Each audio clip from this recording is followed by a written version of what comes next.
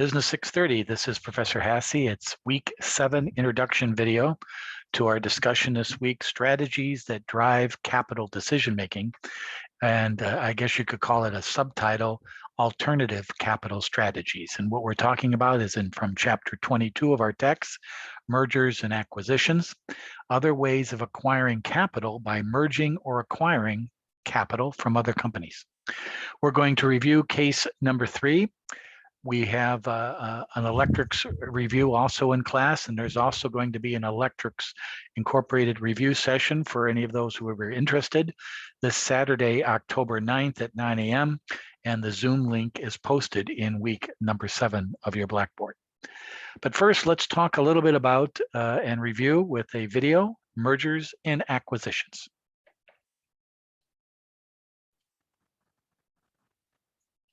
A lot of mergers and acquisitions don't work out, so you might wonder about the motives for companies engaging in M&A. And the biggest motive is synergies. Whenever you hear about some merger, they definitely will be talking about, oh, we're going to expect these synergies, $500 billion in cost synergies. And you might be wondering what this is. So basically, when you hear the word synergy, think of it like this: 1 + 1 = 3, or sometimes you'll hear 2 + 2 = 5. What that means is that the combined firms, right? So firm A and firm B, when you put them together, the combination of the two firms is greater than the component parts independently.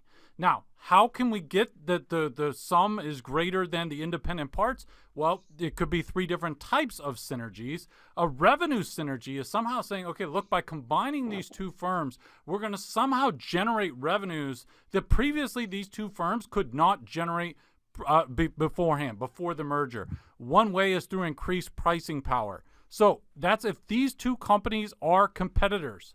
So if these two companies are competitors, then by them merging, you basically have taken one competitor out of the game, and so they might have a little bit more monopoly power. They might have ability to increase prices, because whereas before, so you have firm A and you have firm B. If firm A had increased prices before, firm B might have said, oh, well, we're going to get all the business.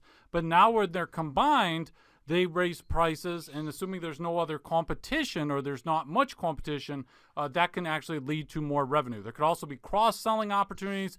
There's a lot of different revenue synergies that could materialize. But the most common synergy you're going to hear about is cost. Any type of merger, you're going to hear about some way to generate cost savings. A lot of time it has to do with reducing headcount, which is unfortunately firing people. So you will hear about like redundant roles, redundant positions that can be eliminated.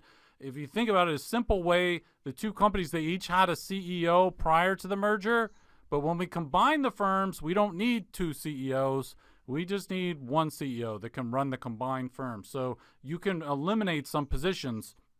And so there would be cost savings. There's a lot of other cost savings that I'll talk about in a future video. But financial synergies, so financial synergy, let me give an example. This has to do with like lowering the cost of capital for the combined firm. And so if firm A and firm B, let's say that their cash flows are not perfectly correlated. So firm A, maybe they do really well when the economy is doing great, and not so well during a recession, and firm B does a little bit better during a recession. So then we say, okay, their cash flows aren't perfectly correlated, so when one of them, the cash flows is up, the other one would be down, and vice versa. So they kind of cancel. You basically have more stable cash flows, and more stable cash flow means lower risk of bankruptcy. A company would be, like a lender would be able to lend to you then at a lower rate, okay, because the company's less risky. So those are synergies. Now, sometimes you have a company take over another company and they want to oust management. They want to get rid of management. They think that they can run the company better. This is basically the idea behind private equity. We're going to come in. We know how to run this firm better than you do. And so that's the idea, is that we're going to change management, and that's how we're going to create value. In some cases, you might just think that the target company is undervalued, and so you kind of see this as a bargain, and that's why you're engaging in the acquisition or the merger. Diversification, this was the idea, the intellectual underpinning for the conglomerate model, where we had, particularly in the 1970s and 1980s, we had these large firms, and they had all these different business units that weren't necessarily related. General Electric, GE, is a classic example of that. And so this conglomerate model, the rationale for this was, well, we have these unrelated businesses that were all owned by GE. They own all these unrelated businesses, but that's going to lead to diversification because just like when you have a larger portfolio, if you just own one stock, you're not diversified. But the more stocks you add to a portfolio, assuming that they don't have like a perfect correlation between their stock returns, the more stocks you add to a portfolio, the more you diversify the portfolio. You're basically reducing the risk of that portfolio.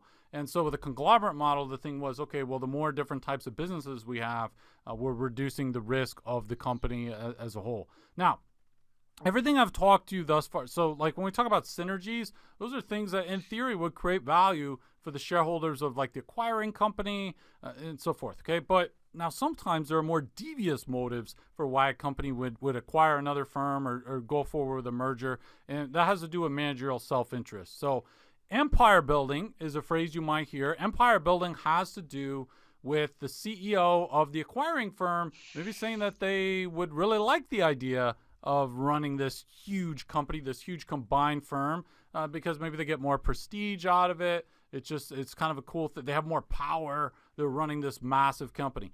Also could be related to the CEO's compensation because CEOs tend to get higher compensation the larger the company is. So if they go ahead with a merger and the firm becomes larger, then their compensation might also become larger. So it might simply just come down to money. And then we have overconfidence in this hubris hypothesis. Basically is saying, look, some of these CEOs are overconfident. Even though there might be a low probability of success for this merger and it looks like, oh, this thing isn't going to work out, they're overconfident and think, no, that I think that this thing will actually work out. So it might not just be about money, although it might be all of these factors here, but they might also be overestimating their own ability to pull off this merger. Okay, a good beginning to our discussion, which will be more involved in our lecture video early this week on either be posted on Tuesday or Wednesday of the coming week. This is week number 7. So you have case number 3 due tonight. I'll get the grades back as soon as possible. So it'll help you with the electrics case. So as soon as you post them, I hopefully can get those grades out either Monday or Tuesday of this week. Only 1 week to go after this next week. There's no graded work this week. So this is the week to finish up and wrap up your electrics case. That's why we'll have some discussions in our lecture this week. And also we have that review session on Saturday to help you finalize your work on the electric case, because next week, week 8, we have case number 4, which will be on this very subject, mergers and acquisitions, and the subject of next week's lecture, leasing as another alternative to capital fundraising. So there we are. We're all set up for week number 7. Hope all you are doing well this weekend and look forward to seeing you all in our lecture this week. And if you have any questions, I'm available Monday evening for our student office hours. Thanks, everybody. We'll see you soon. Bye-bye.